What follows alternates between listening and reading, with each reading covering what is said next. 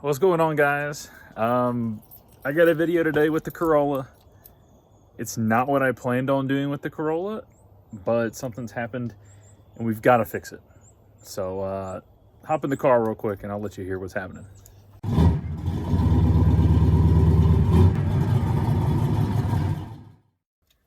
All right, so I went to go to work the other day and the car's been running perfect, but for whatever reason, it doesn't now, and I'm thinking we got a bigger issue I got to dive into. But listen to this.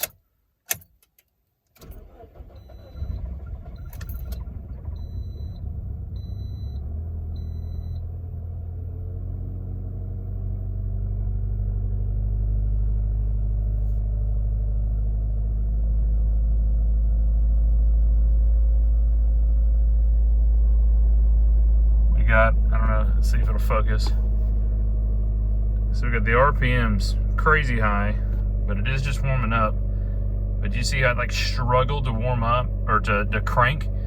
I've tested the battery and the battery is totally fine. But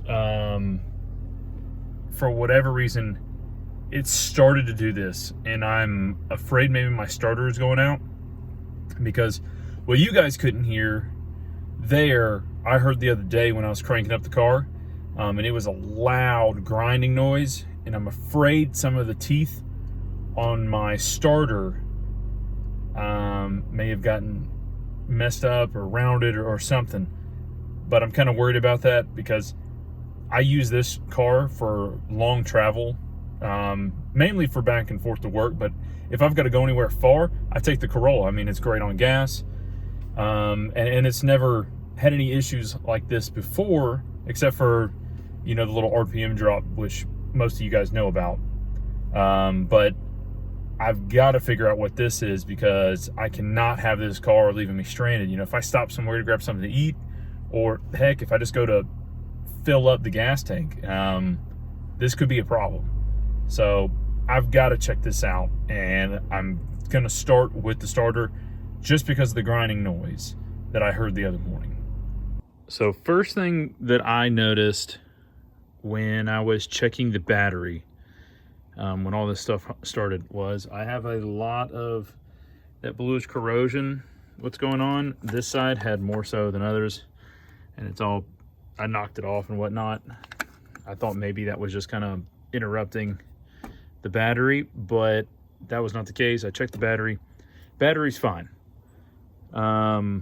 Like I said, I think it's the starter, which is right there. See if it won't focus on my hand, but it's right there. So it's a little bit tricky to get to on this car, but it's not hard. We do have to unbolt that bracket right there. Then if I can catch it for you, see if I can get past here, get around here, that bolt right there, if you can see it right there, is going to be the top bolt for the starter. And then underneath, the bottom one is easily accessible through that bottom hole. So since it's not too big of a project for me to do, I am going to go ahead and pull this, and I'm going to hook it to my little jump box, and I'm going to see if the starter's working fine and how the teeth look. If the teeth look a little bit rough, I'm going to go ahead and replace it. If they don't look rough, then I'm going to put that back in, and then I'm going to have to figure out what happened. And that might be a little bit harder. So I'm going to get started first by disconnecting the battery, and then we'll make our way down to the starter. All right, if you've never taken one of these batteries off before, it's actually a very simple process. Two 10mm bolts holding the clamps on.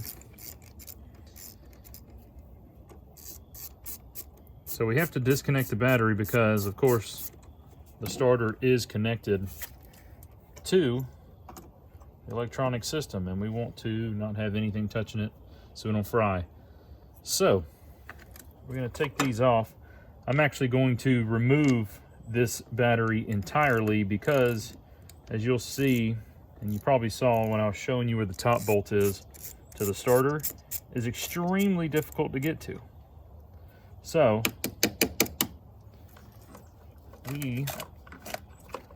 well, now this is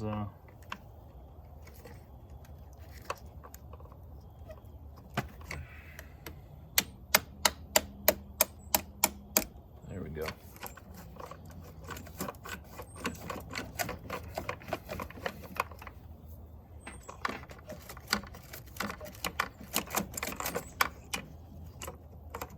Okay. That's what I was saying. It's extremely hard to get to, and if we remove this battery, we can hook up our swivel, and it's a straight shot to that top bolt underneath this main radiator hose, and that allows us not to have to move it, not to have to mess with it, and it just makes things easier. So we're just going to go ahead and get this thing out. That way we don't have to worry about it.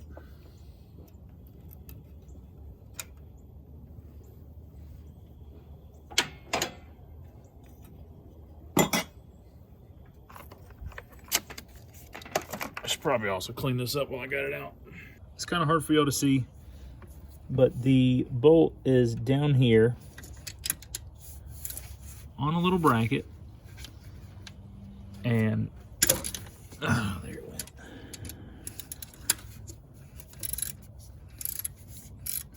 It's a little tricky bolt. It's also in a very, very awkward spot. So it's like you can't really put your hand around here because of the radiator hose, but then you can't, well, mainly because I'm videoing, but like you can't really put it through here. So what I'm gonna do is I'm gonna actually loosen up this. Whoops, I was bumping y'all. Reach my hand down through here and help undo this bolt right here. Sorry if y'all get a little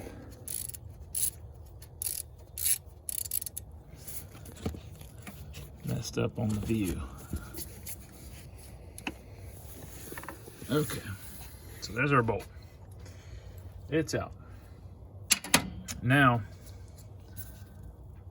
that allows that little bracket to give me a little bit more flexibility. Just enough. Let me see if I can show y'all. It's not much, but it is some. So that, me loosening up that bracket helps me kind of move this just like that, which allows me to come through this battery bay easier to that top bolt. So I'm gonna grab my extensions and then we're gonna hit that top bolt. I know this is a difficult angle for you guys to see, but this is about the best as I can get it. It's really difficult for me to show you guys undoing this bolt, but the bolt's down there. I've got 2 extensions and my universal on the end of it, and I'm just making my way to breaking this loose. And there it is, there's the top one loose.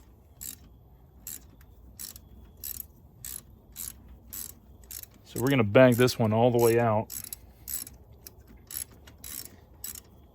And then we're gonna crawl under there.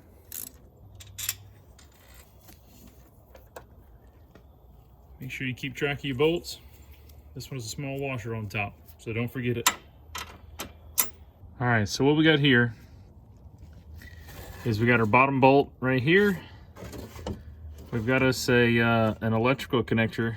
You can see it right up here that we've got to disconnect, and then there's also a bolt underneath that cap that holds our wiring harness from the battery to the starter. So we've got to undo that bolt, undo that clip, and then remove the bottom bolt. And this little starter should come right out because I've already removed the top bolt. So it's a little tight under here, and I'm sure the light will cast some shadows, but I'm going to back all this stuff out, and then I'll show you what it looks like outside of the car. So this is what we have right here. We have removed the starter. I don't see anything that looks out of the ordinary. We are going to test it in just a second. But I mean, other than it's dirty, when you're taking this off, that bolt right there, that is a 12 millimeter. Everything else, the 2 bolts to hold it in, they were 14s, if you needed to know those. But I'm going to test it. It doesn't look too bad. I don't see anything that's concerning me. There's no broken teeth or anything like that. I can see in it better than it shows on the camera. Let me see if I stand it up like this. If I get another light. There you go. That way y'all guys can see in there.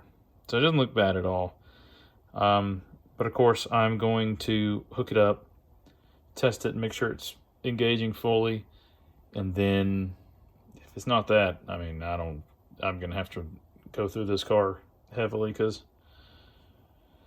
first we got the stutter problem, and now we have this not wanting to start issue. So let's give this thing a try.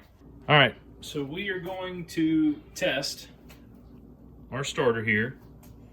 So what we need to do is figure out where to attach it. You have a few different spots. You've got your post that goes from the solenoid to the starter. You've got your power in post, and you have this little guy that helps signify everything that says, yes, the ignition switch is on. So we are going to need to hook up our negative, bridge the gap to our little plug, which of course can't reach that, so we'll have to use probably a screwdriver and just bridge it. And then we should be able to see whether or not our starter is working. So give me 1 second. We're going to hook this up and I'll show you.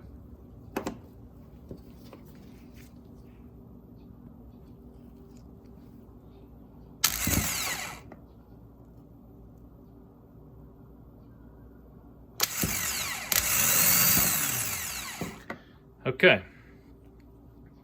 So if you guys saw that, I know there was some marking and everything. This motor is supposed to slide up and spin and come back down. As of right now, all we're doing is just staying right. Let me see if I can touch it where I can't see it. It's not rising. It's staying down, which makes me believe the motor, although still semi-works, is not working how it needs to. So we've got to replace this. Giving you a little look. That is the new starter installed. Everything's hooked back up. The main power wire back to here is hooked back up. One thing, I reused the old bolt. You don't have to. They come with new ones. I just liked how the old bolt had the washer attached. The new bolt was a separate bolt with a separate washer. I just like the other one a little bit better, so I reused that. But that's the only thing. Other than that, you just reattach it, tighten all these down. Just so you know, I don't know if I mentioned it, but that bolt is a 12 millimeter. This one is a 14 millimeter. It was easier for the 3/8 to get this off, but I used a 1/2 inch to get these big 14 millimeters off. It just was easier to break loose the old starter and to put the new starter back in. So just some food for thought. You can, of course, do whatever you want, but that's just what I did. So now I've got to finish putting the battery back in, hooking everything up, and we should be good to go. So fingers crossed. I'm going to finish putting everything back in, and hopefully we got our problem solved. Everything hooked back up.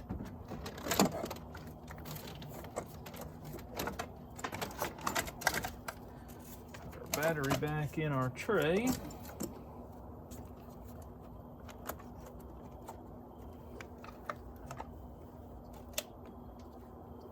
Put our positive on there.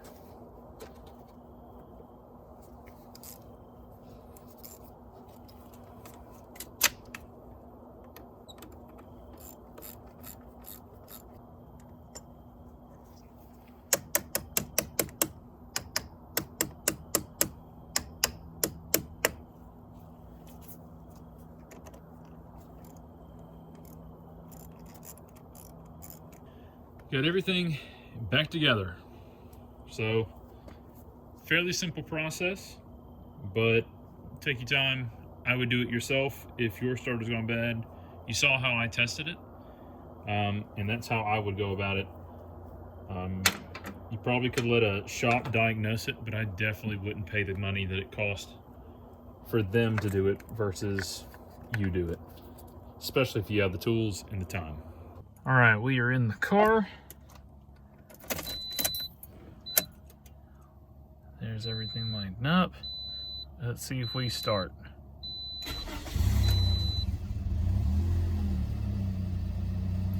Wow, that started up a little bit rough at first, but way faster than it did.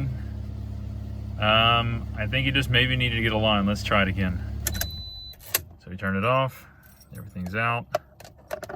Let's put the key back in. There's the ignition.